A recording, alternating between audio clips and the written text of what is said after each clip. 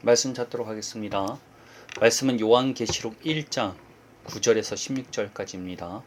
말씀은 요한계시록 1장 9절에서 16절 말씀.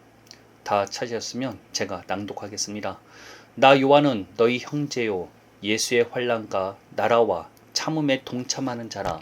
하나님의 말씀과 예수를 증언하였으므로 말미암아 반모라 하는 섬에 있었더니 주의 날에 내가 성령에 감동되어 내 뒤에서 나는 나팔 소리 같은 큰 음성을 들으니 이르되 내가 보는 것을 두루마리에 써서 에베소, 서머나, 버가모, 두아디라, 사데, 빌라델비아, 라오디게아 등 7교회에 보내라 하시기로 몸을 돌이켜 나에게 말한 음성을 알아보려고 돌이킬 때 7 금촛대를 보았는데 촛대 사이에 인자 같은 이가 발에 끌리는 옷을 입고 가슴에 금띠를 띠고 그의 머리와 털의 휘기가 흰 양털 같고 눈 같으며 그의 눈은 불꽃 같고 그의 발은 풀무불에 단련한 빛난 주석 같고 그의 음성은 많은 물소리와 같으며 그의 오른손에 7별이 있고 그의 입에서 좌우에 날선 검이 나오고 그 얼굴은 해가 힘있게 비치는 것 같더라. 아멘. 오늘 선포하고자 하는 말씀은 이기는 자의 비밀이라는 제목으로 말씀을 선포하고자 합니다. 요한계시록 1장에서 3장은 예수님께서 아시아의 7교회에게 주시는 경고들의 말씀입니다. 예수님께서는 각 교회마다 놓치지 말아야 할 것을 찝어주시며 경고하시게 됩니다. 그것은 타협하거나 포기해 버리게 되면 구원을 잃을 수 있음을 경고하는 것입니다. 계시록 2장 4에서 5절에는 이와 같이 말씀하시고 계십니다.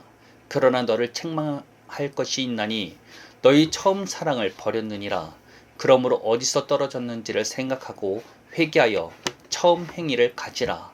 만일 그리하지 아니하고 회개하지 아니하면 내가 내게 가서 내 촛대를 그 자리에서 옮기리라. 촛대는 교회를 상징합니다. 이 경고는 교회가 회개하지 않을 경우 교회로서의 자격을 상실하게 될 수 있음을 의미합니다.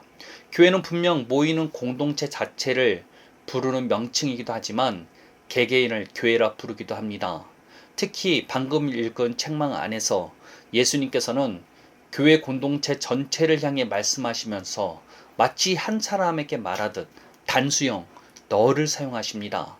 이는 공동체 안에 있는 개인까지도 교회로서 보신다는 것입니다. 그렇게 고린도전서 12장 27절에서는 이와 같이 말씀하시기도 합니다. 너희는 그리스도의 몸이요 지체의 각 부분이라. 또한 구원을 잃을 수 있다는 경고로 계시록 3장 5절에서는 이와 같이 말씀하십니다. 이기는 자는 이와 같이 흰 옷을 입을 것이요 내가 그 이름을 생명책에서 결코 지우지 아니하고 그 이름을 내 아버지 앞과 그의 천사들 앞에서 시인하리라. 이 말씀에서는 이기는 자의 이름을 결코 지우지 않겠다는 약속이 있습니다. 그런데 이것을 역으로 생각한다면 이기지 못하는 자의 이름은 생명책에서 지워질 수도 있다는 강력한 암시가 되기도 합니다. 물론 구원을 잃을 수 있다는 말은 교회 안에서 굉장히 논란이 되는 말이 된다는 것을 저도 압니다. 이로 인해서 칼빈주의와 알미니안이 나뉘기도 했으니 말입니다. 사실 오늘날 우리나라 신학대학교의 대부분은 칼빈주의를 지지합니다. 우리나라 교회가 대부분이 장로교인 이유가 여기에 있습니다. 그렇게 대부분은 구원을 잊는다는 말 자체를 부정적으로 바라봅니다. 저 역시 칼빈주의의 신학에 지배를 받는 곳에서 공부를 했기에 잘 알고 있습니다. 그러나 교리를 떠나 성경이 무엇이라고 말하는지 우선시 되어야 한다는 것입니다. 교리라는 안경을 쓰기보다는 성경이 말하고자 하는 것에 관심을 가져야 한다는 것입니다. 성경은 분명 구원을 잃을 수 있음을 매우 엄중하게 경고합니다. 이는 단순한 경고나 상급을 잃어버리는 정도가 아니라는 것입니다.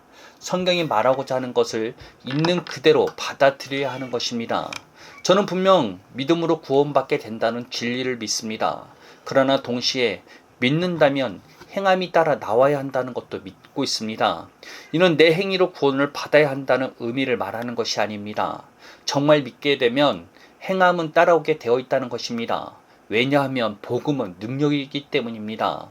우리가 믿게 된 복음은 단순히 천국만 약속하는 것이 아닙니다. 복음은 우리의 인생 자체를 바꿀 회복을 약속합니다. 더 구체적으로는 타락전 인간으로서 그 이상의 회복을 말합니다.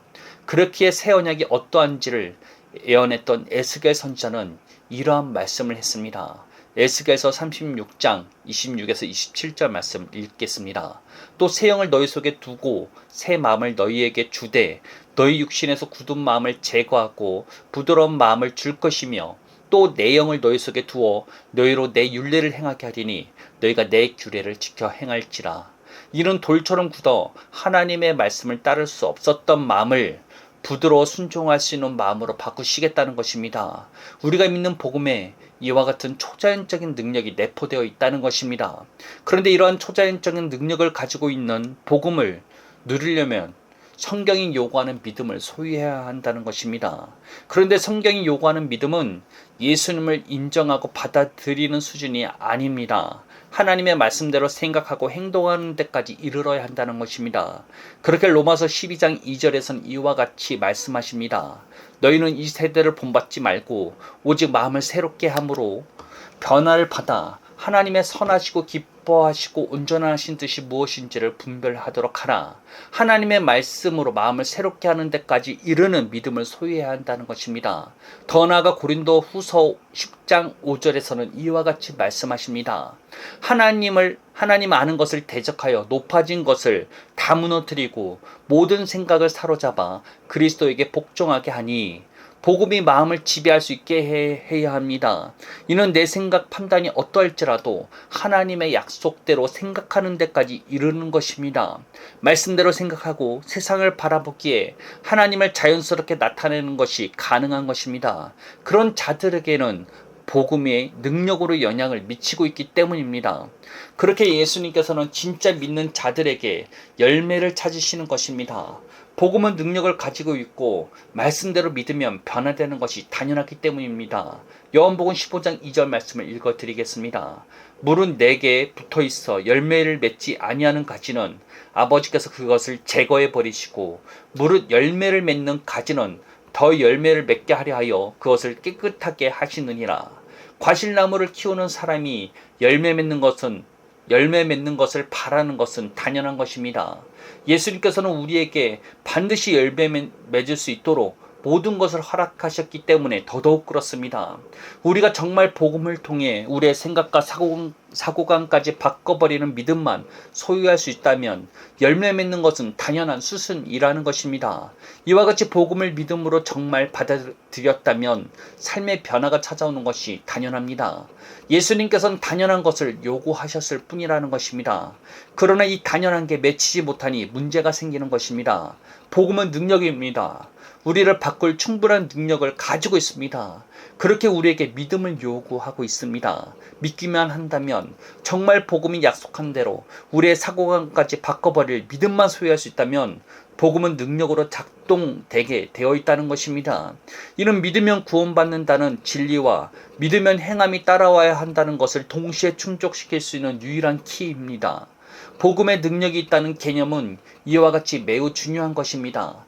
그렇게 우리는 이 복음의 능력을 반드시 경험할 수 있어야 합니다.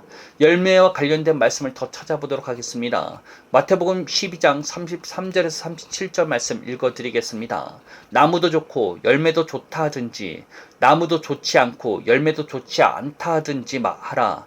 그 열매로 그 나무를 아느니라. 독사의 자식들아, 너희는 악하니 어떻게 선한 말을 할 수 있느냐. 이는 마음에 가득한 것을 입으로 말함이라. 선한 사람은 그 쌓은 선에서 선한 것을 내고 악한 사람은 그 쌓은 악에서 악한 것을 내느니라. 내가 너에게 이르노니 사람이 무슨 무익한 말을 하든지 심판날에 이에 대하여 신문을 받으리니 내 말로 의롭다함을 받고 내 말로 정죄함을 받으리라. 해당 말씀의 배경은 예수님께서 귀신 들려 눈멀고 말 못하는 사람을 고쳐주시는 강력한 기적을 행하셨을 때입니다. 사람들이 보고 놀랄 만큼 명백한 치유의 사건이었습니다. 이 놀라운 기적을 본 군중들은 이 사람이 다윗의 자손이 아니냐라며 술렁이기 시작했습니다. 이에 위기감을 느끼고 있던 바리새인들은 기적 자체를 부정할 수 없으니 기적의 근원을 공격하기 시작했습니다. 즉 그것은 예수님께서 귀신의 왕 바알세불의 힘을 빌려서 이런 일을 행한다고 비방하는 것이었습니다. 여기에 예수님께서는 말이 곧 마음의 열매다라는 표현을 하시게 되는 것입니다. 즉 마음에 가득한 것을 말로 하게 되어 있다는 것입니다. 마음에 가득한 것이 새 언약의 약속이 되어야 합니다. 우리 마음에 가득한 것들이 말로 나오는 것은 당연한 것입니다. 그런데 마음의 새 언약의 약속들이 가득하게 하려면 어떻게 해야 하겠습니까? 우리의 언어가 늘 새 언약의 약속들로 가득하게 하면 되지 않겠습니까? 마음과 언어는 긴밀하게 연결되어 있습니다. 마음에 가득한 것들이 말로 나오는 것처럼 우리의 언어 습관이 마음에 영향을 미치게 되어 있다는 것입니다. 우리에게 허락되어진 약속들을 늘 감사하며 고백할 때 우리의 마음에 영향을 미치게 되어 있다는 것입니다.